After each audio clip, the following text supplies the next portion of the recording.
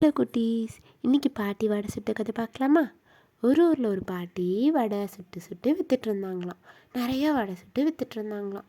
அதை பார்த்துட்டு இருந்த காக்கா என்ன பண்ணிச்சான், அந்த பாட்டிக்கு தெரியாமல் நைஸாக ஒரு வடையை தூக்கிட்டு போய் மரத்து மேலே உட்காந்து சாப்பிட்டுக்கலான்னு எடுத்துட்டு ஓடிடுச்சான்.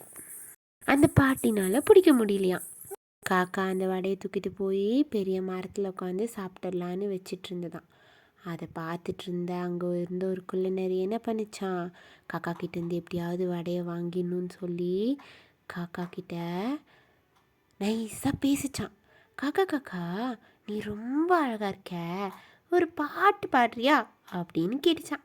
காக்காவுக்கு ஒரே ஹாப்பியா, ஐ நம்ம ரொம்ப அழகாக இருக்காங்கன்னு நிறைய சொல்லிருச்சு, நம்ம பாடுனா நம்ம வாய்ஸும் நல்லா இருக்குன்னு சொல்லுன்னு சொல்லிட்டு நினச்சிதான்.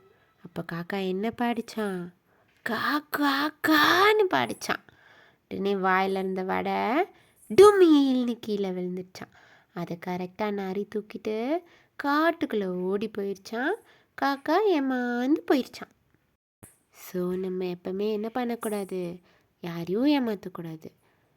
ஏமாத்தினா நம்மளையும் யாராவது ஏமாற்றிடுவாங்க. பாய் குட்டீஸ்.